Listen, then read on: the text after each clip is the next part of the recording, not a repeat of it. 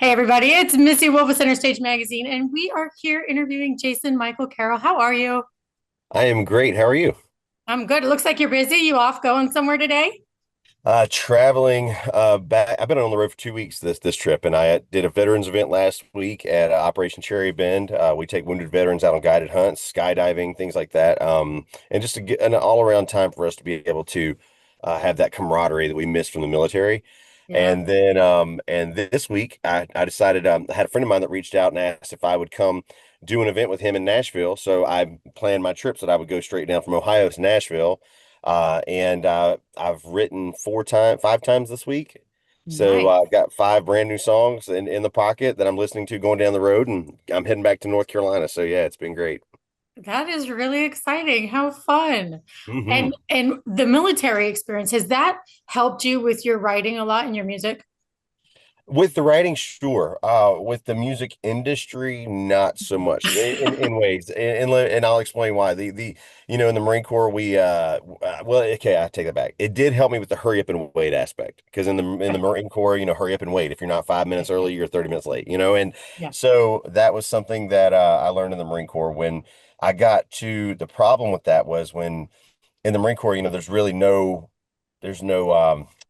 how do I say this? There's no PC way to handle something. You get in there, somebody messes up or whatever, you take your lumps and you move forward and you learn and you go. Yeah. In the industry, we had part of the reason I left Arista Records was because I had had a couple of run-ins with the people that were coming up. Sony had just asked Joe Galante to step down. Joe was the guy that hired me. I have so much respect for Joe, such a great guy. And when he was asked to step down, the people that were going to be coming up and taking over for Mhm. Arista were people that I'd already had run-ins with, and the people behind me, all of my staff had been jumping ship Yeah. and going to Capitol or other record Right. labels because the industry the Hmm. weather was changing at Arista. So I actually asked to leave when I saw that these other people were going to be taking over.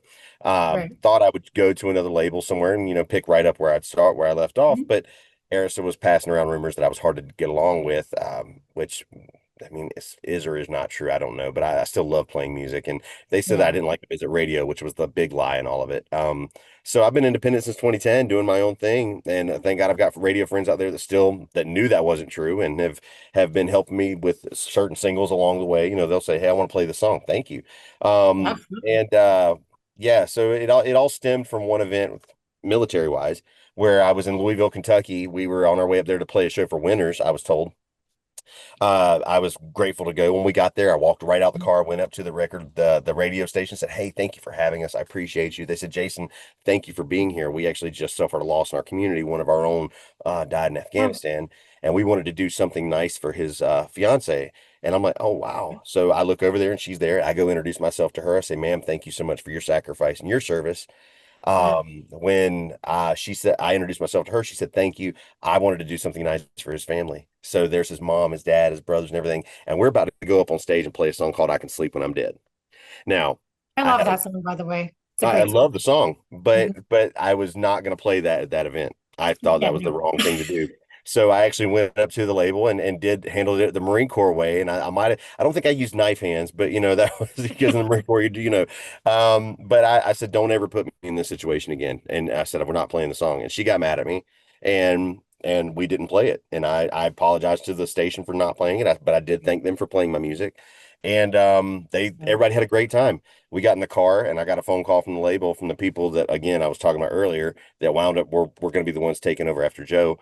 And they said the whole staff's ready to turn on you because you're hard to work with and you don't want to visit radio. That's not the Oh case. my gosh. So that was the beginning of the end for me at Arista. So that's what happened, and that's Marine Corps for you. But hey, I'm still playing music. I'm still telling my stories, and I'm still working with my veterans, and I love that.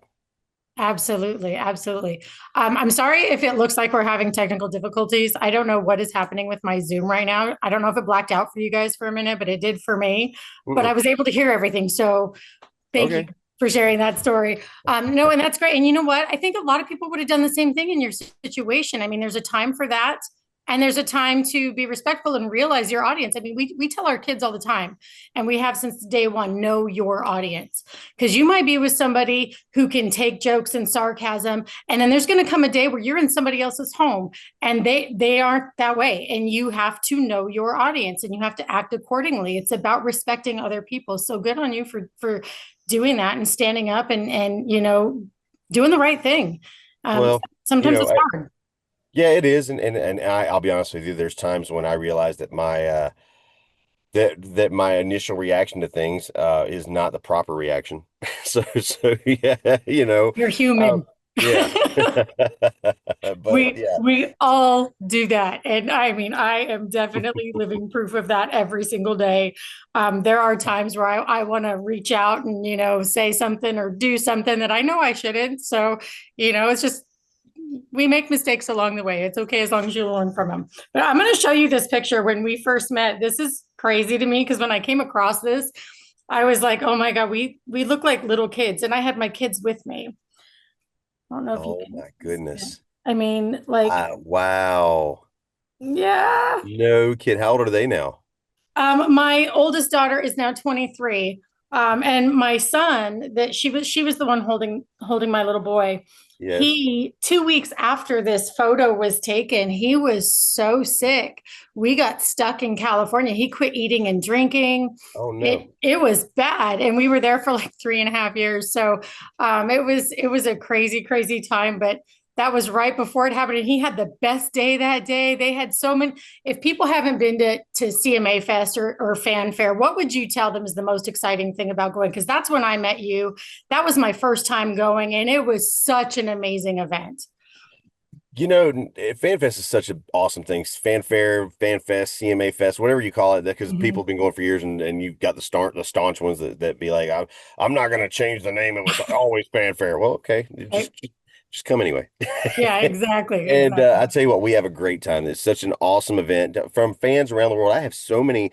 I didn't realize this. I have so many fans from Germany, from Australia, and New Zealand that come to this event every year and Hmm. stand in line, brave the heat, and they schedule their holidays around coming to America for Yep. CMA Fest. And they are such diehard fans of Yeah. music. And how can you not love that? That is amazing to be able to share that with them and to be there and have these people singing songs back to you from across the world. That is I know crazy.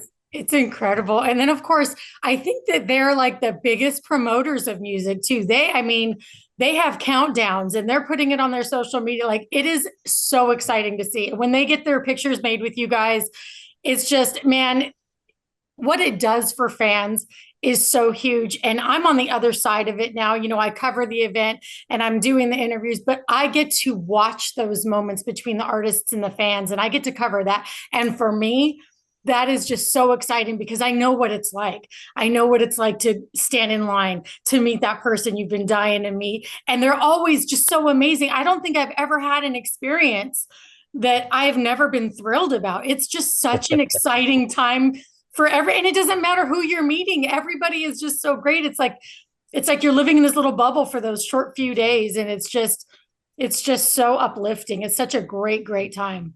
It's contagious. It It really is. is. And what's really cool about talking to you about this is because sometimes you wind up talking to people that have gotten so jaded, artists and interviewers and everything else alike, but get jaded from the industry. And don't get me wrong, it's easy to do, and it's Yeah. taken my sail, it's taken the wind out of my sails before too. But to be able to talk and be excited about what we're doing, I mean, we play Mhm. music and we write songs that mean something to somebody, and Yeah, that's an awesome feeling. absolutely. And your new album coming out and your new song, Nothing But Country. Okay, tell me about all of this. And you've got to have some major wind in your sails right now because things are happening and it's moving and I'm excited. I'm very excited. This is a project that I've been working on for quite a while. I released my gospel record last year. I've had some life changes. I mean, Mhm. pretty dramatic life changes in the last few years. One of the big ones was I've been playing music for 20 something years, and I'll be honest with you, out of that 20 something years, there's sad moments for me that I don't remember shows. I don't remember some of the Yeah. shows I did. And I mean some pretty impressive for some pretty awesome venues and people that I got to work with. And I usually had a drink in my hand or several by the time that I got there. So there was a lot of that where I was losing myself into that. But I was using the excuse that oh, I need to have these drinks so I can get through what I'm doing because I'm doing Yeah. this for my family and I have to do this. So this is my medication. And it turned into that, but the album, this has been a labor of love for a really long time. I'm super excited about it because one, I do think it's my best record yet. I know that that's kind of a cliche to say when you're talking about releasing a new album, but this record in particular, I grew up on an 80s record at Back a Farm, that's for sure. Mhm. People would think that's country if I stopped the story there. Now, what they don't know is that the surrounding towns around my hometown were pretty much urban towns. So on the Yeah. weekends, we would go to the car wash and drive the strip from the car wash down to Walmart to the Bojangles gravel parking lot, blasting everything from George Strait to Tupac and my Yep. buddy Petey Pablo. So that was the way that we grew up. Man, black, white, Mexican, didn't we were all just Exactly. it was what we did.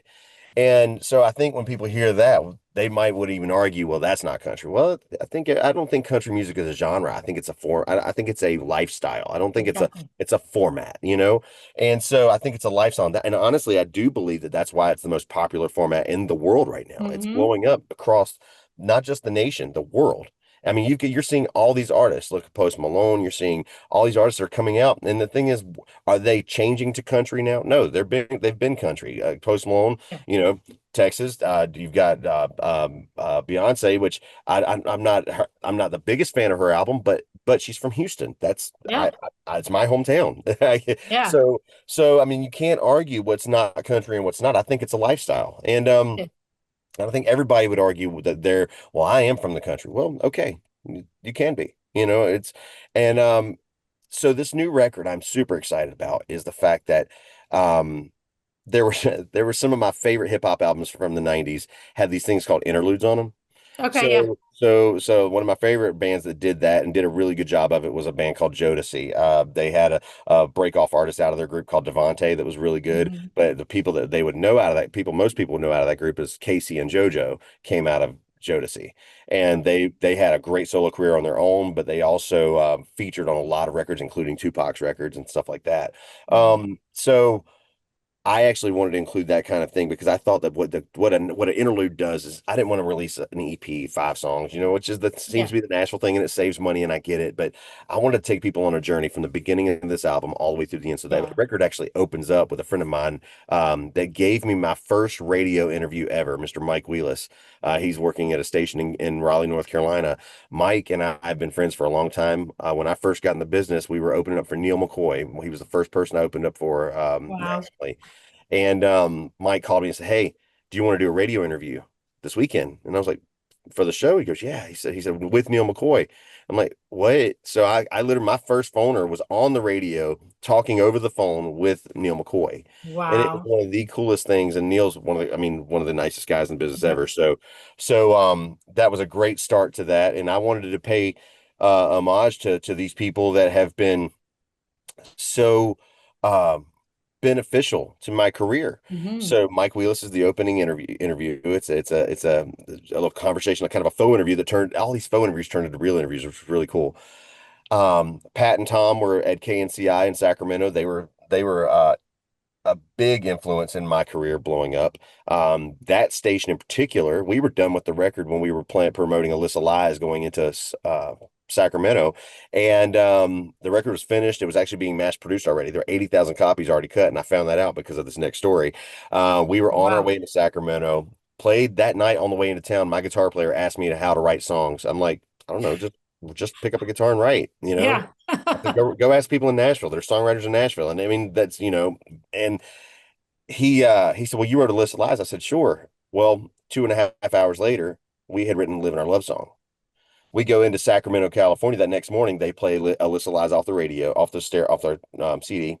Then they said, "Can you play one live?" We did. Then we did a conference room thing for the radio station only. And I said, "Hey, we wrote a song last night. Can I play it for you guys?" So the program director, everybody's there, and Amazing. I played Living Our Love Song.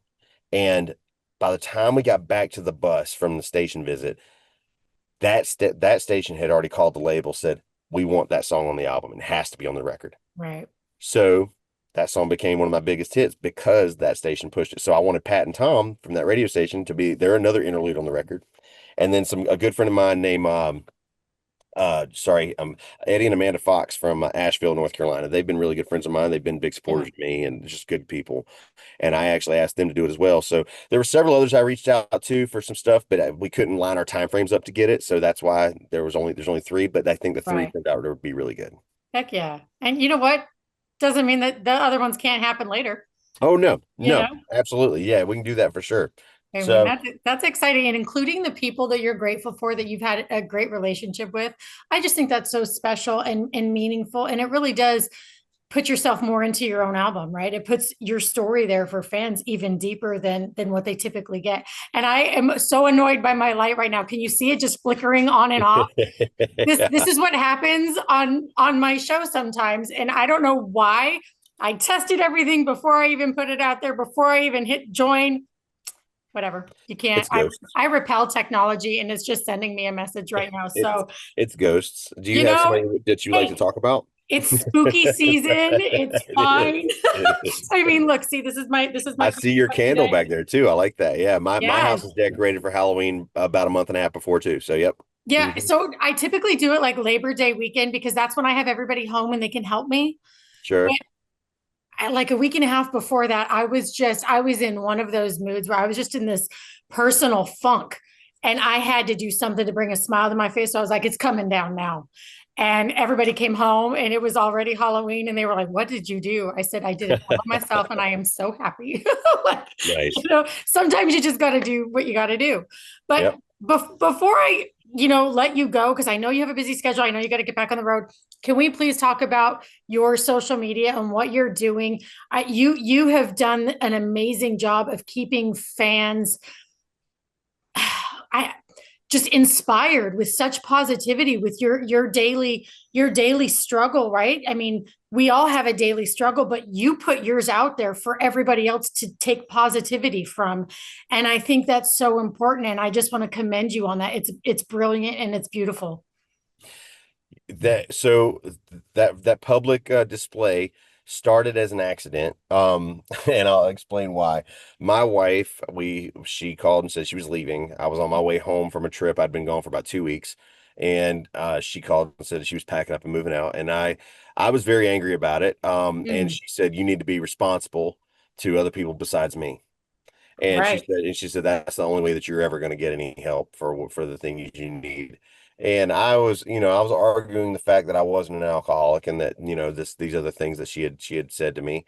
So when she said, and this was maybe it was the alcoholic brain talking, but what I heard was you need to be responsible to everybody else, not just me. So Yeah. who is everybody else? I went to my phone and I was live driving. I remember where I was. I was driving through Knoxville, Tennessee. And I said, I'm an alcoholic. I'm a cheater. I'm a piece of you know what. I said, my wife wanted me to be accountable to everybody. So I'm throwing everything out there. You guys know everything about me now. I said, I'm a drug addict. I'm a cheater. I'm an alcoholic. Don't call me. Don't check on me. Don't text me. I don't want to hear from you. I'm just letting you know that this is Right. what my wife told me to do, and this is where I'm at. And so, yeah, I was in that first stage of anger, and Uh-huh. I posted it. And of course, when she found out I posted it, I get a call from her saying, "Why'd you post that?" And I'm like, "You told me you wanted me to be accountable. That's why." And so, of course, I didn't do that right. And we wound up. She moved out. My kids quit talking to me. I sat in the house for about a month and a half, and I was angry at the world. I've got Yeah. those lights that you can change the color of in the house, and Yes. I changed them all to red and I labeled the scene hell because I'm super dramatic that way. Okay. And so I have that scene still labeled that way. And I lived in the house. I canceled gigs for the first time in my career, except for when my dad passed away. And I sat in my house feeling sorry for myself, pretty much is what it was, angry. Um, After about a month and a half, a buddy of mine from Texas called me up. He said, Jason, he said, well, did I make you up? Did I make you upset? And I said, no, you're fine. What's why? And he said, well, he said, you're not answering phone calls. What's going on? I told him. He said, why don't you come home to Texas? So I said, sure. He said, when do you want to come? I said, tomorrow. And 30 minutes later, I had an email with an airline ticket and I flew to Dallas the next day, then to Waco. They picked me up in Gatesville. We drove to Gatesville. I sat there. I called my wife while I was there about a week and a half. I said, hey, I'm sober now. Are you coming home when I get home? She said, no. And so I actually wrote a song for the record to make my wife mad because I said, if she's not coming home, I might as well stick to what I know best. So I wrote a song called What I Know Best for the record. I didn't write it for the record first. I wrote it to make her mad. She actually Yeah. laughed when I played it for her and said it's a good song, so I made the record. And then a buddy of mine called and said, "Hey, I think I've got a program for you. When you're ready to talk, call me." And I reached out to him and he explained what it was. And I went at first to just get people off my back. And then Yeah. things started making sense. And I started hearing things that made sense. And so I stuck with it. And then when I committed to doing the reading, like you're talking about, I know it's a long way to get to it, but I'm a talker. That's So okay. I when I decided to do the readings every morning, the reason was I knew I needed the help, and I knew it was something that I would have to stay in this every day to get some sort of serenity, some sort of mind change from the way that I wake up angry. And so what I did was after a year of being in the program and figuring things out for myself, I Yeah. realized that if I didn't make a commitment to someone, that I would Mhm. just I could see me putting this book down and walking away. So what I did was I said, I'm gonna start this reading every morning at 9 a.m. Eastern. Now, 9 a.m. Eastern hurts a little more on the West Coast when it's 6 a.m. But Yes. but I've done it now for over 2 years. And I have so many people walk up to me and tell me how much my readings have helped them. Yeah. One of the guys at my local hardware store came up to me about a month and a half ago, and he said, "Jason, if the Lord sees fit to get me to August 26th, I'm gonna have a year sober." He said, "I've not been to any meetings. I don't go to any of that stuff." He said, "I watch your readings on them in the mornings." And that is Oh, so cool. So yeah. yeah, it's a program. The program I'm in talks about, not letting anybody know you're in a program, but I always tell people that my drinking wasn't private, so why Mhm. should my sobriety be? So. A- Absolutely. And honestly, I mean, there's something to be said about putting that out there and being accountable, and I'm going to go back to my kids again. I'm not proud of everything I've done in my life. And there are moments where I've always talked to them about just own everything that you've done. It doesn't mean you have to broadcast it publicly, but for me, I'm going to share that with my family. I'm going to share those mistakes with my kids because I want them to see that I made mistakes, but I'm being accountable. I'm taking ownership. I am trying. I just want them to see me trying. And your Yep. mistakes you don't stay there. That's not who you are. It's what you Mm-mm. did at that moment, but that's not who you are. They do not define you. And I'm a strong believer that you just have to own everything about yourself. And when you hide it, I don't feel like that's healthy for most people. I really don't. No, the program talks about resentments too, and what happens is it's kind of like noticing that piece of trash on the ground. Okay, yeah, oh, I see that trash. I'm not going to pick it up Mhm. though. And you've Yeah, acknowledged it. That's something good, just like acknowledging you're an alcoholic or acknowledging you have a problem with yeah, this or whatever it may be. But if you're not picking it up and the next time you walk by it, you may trip over it. You may yep. you may see it again and then get stuck and not pay attention to that and then walk into a wall or walk into that bush right over there. I mean, there's things that the reason we clear away are the what they call clear away the wreckage of our past is because if we don't, it has a possibility to trip us up. And when we're Yep. in that moment of weakness is when we may decide to go back and do some of the things that we got in that place to begin with. So and I know that for myself. I Mhm. absolutely know that. So people are surprised that I just crossed August 6th. I'll have 3 years sober, no alcohol, no drugs. And I found that people are surprised. I still go to meetings every day. My home group is a Zoom group, so I'm used to being in the Nice. car on Zoom. And Okay. Okay. I usually do it on my phone, but I went all out and got my computer out for you. Nice. But but um I'm I know that I have to stay in it because my brain so I the worst thing that can happen to me is to think you're better now. Yeah. So, and my son had this conversation with my wife, and I don't want to get emotional about it, but he said, "Why does Dad keep saying he's an alcoholic?" And my Right. wife said, "Because he has to remind himself. Because if he doesn't, it's true. If I don't Yeah. remind myself, I could turn into the old person. I don't want to do that because that was Right. I've come a long way. I've got a long way to go. My sponsor says all the time, he says, "Never have I seen somebody come so far that still has so far to go." And that's me. So I got it. Oh, I love it. And I, so yeah, so I have to stay in this. I know I do. And the thing is like I couldn't have put that stuff down. I tried before. I thought I was going to do better, and then every time it would get worse when it was almost like the devil or the demon that I have that when I would stop and try to cut it off myself, when I would go back, it was so much worse because it was mm, like, oh, I told you not to walk away from me. And that's where my brain yeah, carried it. So that's I'm grateful for this program. I'm grateful that the program teaches a higher power. They say you don't have to get stuck on the word God, but focus on a higher power because a higher power is what you need to get out of the situation. That's what it was because I couldn't put it down myself. yeah, If I didn't have my higher power, if I didn't have God helping me, there's right. no way that I'd be sitting here talking to you right now. But Yeah. not because nobody would want to talk to me because I wouldn't be alive. The doctors were saying if I didn't quit what I was doing, I wouldn't make it. I was Wow. bleeding internally. My body was literally seizing up, shutting down, and that still wasn't when I would leave those doctor appointments. Yeah. My brain was still telling me they don't know what they're talking about. That's not what it is. Right. And so it was the craziest thing to be able to have to, and looking back on it, it was crazy to think that I still knew better. So Right. yeah, Wow. Wow. What an incredible story. And just thank you for continuing to share that and doing those readings, especially for those like the gentleman who went up to you who doesn't go to meetings, but he watches your videos every day like that. That's so important. So good for you. Keep doing it. Keep being an inspiration to others. And, hopefully, you just keep making that difference. But for the most part, I mean, your family and your friends, I know that they've got to be grateful for everything that you've done. And I know that they see the hard work you've put in. So, congratulations on that. I'm so excited. I cannot wait to see where this album goes. It's so good. You have a great, wonderful voice. And the fact that you write as well as you do, um, it's so relatable. And I remember the first time I heard Alyssa Lies, oh, gut wrenching